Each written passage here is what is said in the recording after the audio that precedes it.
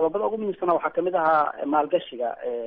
arrin cusub maaha. dowladda Soomaaliya u sheegtay in ay diyaar u tahay ama ay soo dhaweyneyso dal kasta oo maalgashi ma garanaysaa ku sameynaya Soomaaliya, hadday noqoto dekedaha, hadday noqoto erboodyada, hadday noqoto waxyaabaha kale ee ka buuxa sida masalan shidaalka oo kale. marka waa arrin oo Soomaaliya markasta ay kusoo dhaweyneyso wadamada. taana waxaan la dhihi karaa markii hadda aada akhrido warmurtiyeedka 4 dekedood in ay Ethiopia ay investment ku sameyso, waxaa macnaheedu aan u fahmaya aniga inay tahay Soomaaliya inay adeegsanayso inay soo dhaweyneyso gacmo furan ay kusoo dhaweyneyso Ethiopia. waxa siyaasiyadahoo Soomaaliya iyo Ethiopia udhexeeyana ayna jirin. marka Ethiopia markaas maadaama oo ay dowladda federaalka ay usoo bandhigtay, faahfaahin ma hayno, laakiin ay maadaama usoo bandhigtay waxay ka dhigan tahay in ay Ethiopia toos oo la tacaamusho marka dowladda federaalka dekedaha ay Soomaaliya gacanta ku haysana mid kamid ah ama 4 aduu kulli 4 lamaha in meesha labada investment gaaranayo, laakiin khiyaaraad iyo optionaad jira. sidoo kale Ethiopia waxay isha ku haysay dekeda Lamu ee Kenya, waxay heshiis la gashay Djibouti, waxay heshiis la gashay Sudan. hadda waxaa laga yaabaa inay heshiiyaan Eritrea oo fursad ka hesho. waxaa kaloo jirta heshiiskii Barbare ee Imaaraadka iyo Ethiopia galeen. marka tartan baa lagu jiraa marka. maadaama aad soo hadal qaaday dekeda Berbera, siyaasiyiinta qaar ayaa horay Ethiopia ugu eedeynayay ku lug lahaanshaheeda heshiiskii Berbera. haddana waa kan heshiiskan waxa uu u ogolaanayaa in 4 deked ay maalgashi ku samaysan karaan. marka taas maxay kaga dhigan tahay labada dhinacba, Ethiopia iyo Soomaaliya?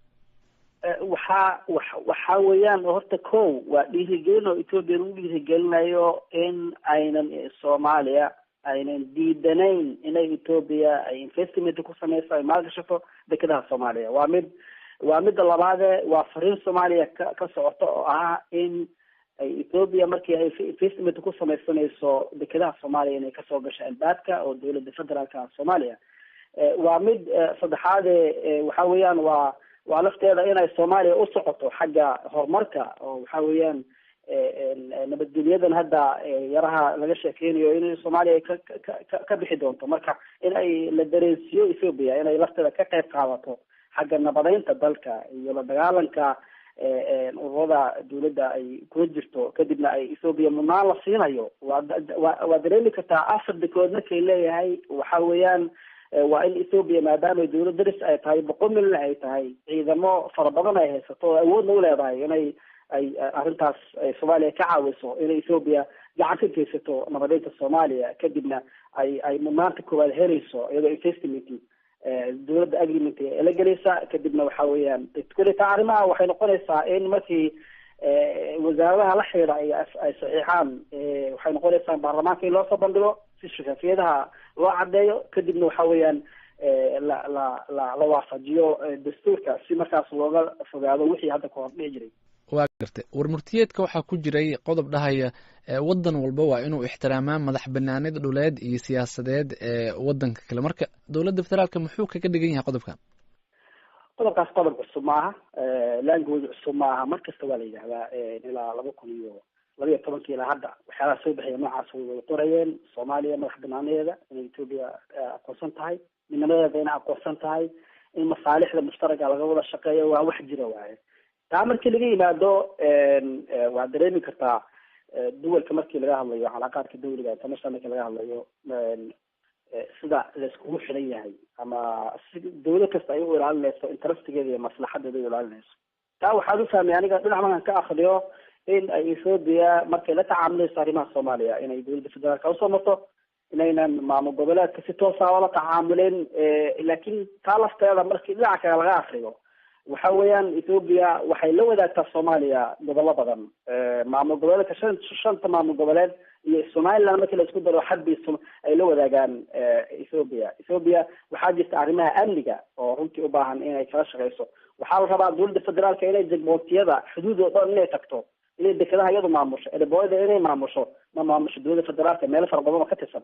marka taasaa keenaysa marka in ay la tacaamusho iyo arrin kaloo jirta iyadana muhiim aha in joogitaanka Ethiopia iyo saameynta ay ku leedahay arrimaha Soomaaliya waa arrin aada u xeel dheer marka waxay u baahan tahay lafteeda in qaar loo daraaseeyo kulley waa arrin fiican marka laakiin dhinac kale haddaan ka akrino waxaad moodaa ra-iisul wasaaraha Ethiopia inuu rabo inuu sameeyo siyaasad cusub la yimaado markuu hadda Masar tegay wuxuu u ballan qaaday inuusan dhib u keenaynin Masar mashruucan laga diyaarinayo biyo xidheenka markuu Eritrea heshiis kula galo wuxuu aqbalay heshiiskii Algeria lagu gaaray 98 taa macnaheedu waxa weeyaan wuxuu rabaa inuu ka shaqeeyo sifir mashaakil معناها 0 1 يعني دول تدرس كودرن إنه كودر ما أما دول جالس أفريقيا بريق أفريقيا إن وحرير وناكسن لا يعيشوا مركا عنو فلان كرا إن الوزراء السعودية إنه